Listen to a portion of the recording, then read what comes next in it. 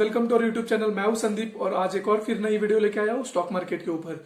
So guys, जैसे कि मैंने आपको मेरी प्रीवियस वीडियो में एक्सप्लेन किया था कि पी रेशो क्या होता है, ईपीएस क्या होता है, उसे कैसे कैलकुलेट किया जाता है, साथ ही साथ में जब भी हम स्टॉक खरीदते हैं तब उसे उसका कंपेरिजन जो है वो कैसे किया जाता है, वो मैंने आपको मेरी प्रीवियस वीडियो में एक्सप्लेन किया था। गाइज, अगर आपने वो वीडियो नहीं देखी है तो ये आई बटन पे क्लिक करके आप उस वीडियो की लिंक पे जा सकते हो। साथ ही साथ में उस वीडियो की लिंक जो है मैंने डिस्क्रिप्शन बॉक्स में भी दी गई है। गाइस, उस वीडियो को जरूर जाके पूरा देखिए अगर आपको पी रेशो का बेसिक जानना है तो। सो गाइस, आज की इस वीडियो में हम बात करने वाले हैं टेक्निकल एनालिसिस का एक छोटा पार्ट, यानी कि कैंडल स्टिक पैटर्न जो है उसे हम कैसे रीड करते हैं। सो गाइस, पी रेशो जो था वो था हमारा फंडामेंटल एनालिसिस का एक पार्ट। अब फंडामेंटल एनालिसिस और टेक्निकल एनालिसिस ये क्या होता है, तो ये दोनों अलग अलग पोर्शंस होते हैं। फंडामेंटल एनालिसिस इसका मतलब होता है कि आप किसी भी कंपनी की बैलेंस शीट, पी&एल और साथ ही साथ में कैश फ्लो स्टेटमेंट्स और कई सारे वेरियस रेशो जो है उसे कंपेयर करके आप प्रेडिक्ट करते हो कि वो स्टॉक की कीमत जो है वो आगे जाके स्टॉक की कीमत जो है वो बढ़ने वाली है या फिर कम होने वाली है, उसे हम प्रेडिक्ट करते हैं। और टेक्निकल एनालिसिस में क्या होता है कि हम जो है वो चार्ट पैटर्न एनालिसिस करके चार्ट्स के अंदर कई सारे फॉर्मूलाज लगा के हम प्रेडिक्ट करते हैं कि उस स्टॉक की कीमत जो है वो आगे जाके बढ़ेगी या फिर कम होगी। गाइस, फंडामेंटल एनालिसिस जो है वो बेसिकली इन्वेस्टर्स की ओर से इन्वेस्टर ओरिएंटेड होता है और जो टेक्निकल एनालिसिस होता है वो ट्रेडर ओरिएंटेड होता है। टेक्निकल एनालिसिस में एक होता है कि टेक्निकल एनालिसिस मतलब सिंपल है कि prediction of repetition of patterns, यानी कि प्रीवियस में जो पैटर्न जो ड्रॉ किए गए हैं उसके शेयर्स ने या फिर कोई भी स्टॉक्स ने, तो वही प्रेडिक्ट करना कि ये आगे जाके कौन सा पैटर्न ड्रॉ करेगा और उसी से हमें पता चलता है कि स्टॉक की कीमत अप ट्रेंड में है या डाउन ट्रेंड में जाएगी। अब हम देखते हैं कि चार्ट जो है वो कैसे रीड करते हैं। सो गाइस, वीडियो को आगे बढ़ाने से पहले अगर आप इस चैनल पे नए हो तो गाइस प्लीज जरूर सब्सक्राइब कर दीजिए इस चैनल को, साथ ही साथ में बेल आइकन भी दबा दीजिए ताकि आपको रेगुलर नोटिफिकेशन आते रहे। और अगर आपको ये वीडियो पसंद आती है तो जरूर लाइक करिए, जरूर इसे शेयर करिए और अगर आपको कोई सजेशन देना है तो जरूर कमेंट बॉक्स में कमेंट करिए। सो चलते हैं, अब हम देखते हैं कि चार्ट को कैसे रीड किया जाता है। सो गाइस, अगर हम यहाँ पर चार्ट्स की बात करेंगे तो चार्ट जो है वो कई टाइप्स के हो सकते हैं, बट स्टॉक मार्केट में मोस्ट कॉमनली यूज होता है वो है कैंडल स्टिक पैटर्न। तो कैंडल स्टिक पैटर्न में आपको यहाँ पर ध्यान देना होगा कि दो टाइप की कैंडल होती है। First one is green candle, second one is red candle. So green candle indicate that कि आपका जो स्टॉक है वो बुलिश ट्रेंड में है और रेड कैंडल इंडिकेट्स दैट कि आपका स्टॉक जो है वो बियरिश मूवमेंट में है। सो गाइस, अब हम देखते हैं कि कैंडल के अंदर नेमिंग किस प्रकार है। तो गाइस, अब यहाँ पर देख पा रहे हो कि ये जो थिक पोर्शन है उसे हम कहते हैं बॉडी, और यहाँ पर जो ये छोटी सी एक लाइन दिख रही है उसे हम कहते हैं शैडो। उसे क्या कहेंगे हम? शैडो। तो ये दो पोर्शन होते हैं, एक होता है हमारी मेन बॉडी और एक होता है हमारा शैडो।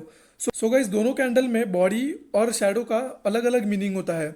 अब कंसिडर करते हैं कि बुलिश ट्रेंड के लिए, तो बुलिश ट्रेंड में ये जो नीचे वाला पोर्शन होता है ये होता है हमारी स्टॉक की ओपनिंग प्राइस और ये जो अपर वाला पोर्शन होता है ये होता है हमारा क्लोजिंग प्राइस। और इसी के बीच में जो स्टॉक है वो ट्रेड हो रहा था। अगर ये मान लीजिए कि डेली कैंडल है तो ये जो शैडो का पोर्शन है, ये शैडो का अपर पोर्शन जो है उसे हम कहेंगे डेज हाई, मतलब स्टॉक की कीमत उस दिन के अंदर उसने क्या हाईएस्ट पोजीशन रीच की थी। और ये जो नीचे वाला पोर्शन है उसे कहेंगे डेज लो, यानी कि उस स्टॉक ने उस डे में कौन सी लोएस्ट पोजीशन रीच की थी।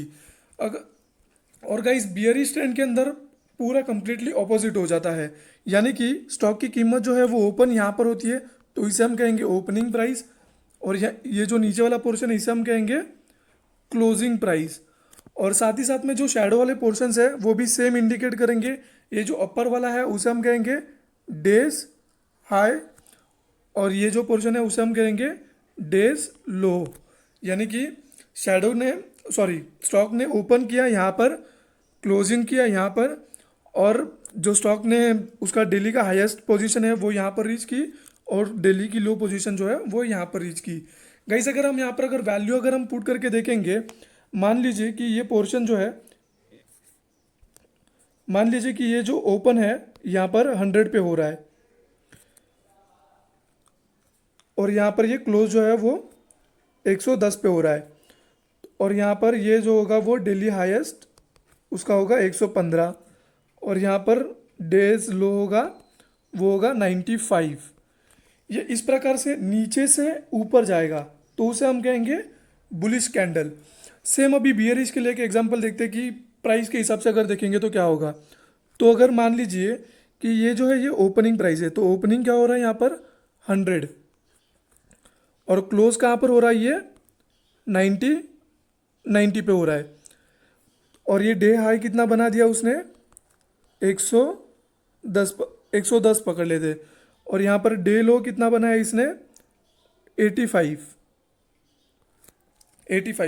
तो यहाँ पर क्या हो रहा है, स्टॉक की कीमत जो है वो यहाँ से नीचे आ रही है क्योंकि क्लोज जो है वो नीचे हो रहा है और ओपन जो है वो ओपन की कीमत ज़्यादा थी और क्लोज की कीमत कम थी, इसलिए वो ट्रेंड जो होता है वो होता है बियरिश ट्रेंड।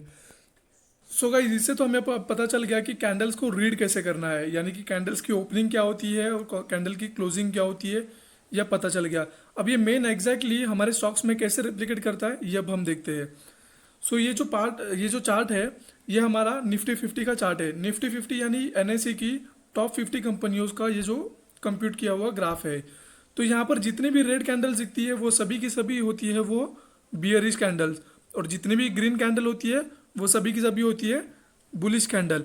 अब फॉर एग्जांपल के तौर पर अगर हम मान लेते हैं कि ये एक रेड कैंडल है, तो ये रेड कैंडल में ओपन कहाँ पर होता है, वो होता है ये अपर वाले पोर्शन में, यहाँ पर होगा ये कैंडल ओपन।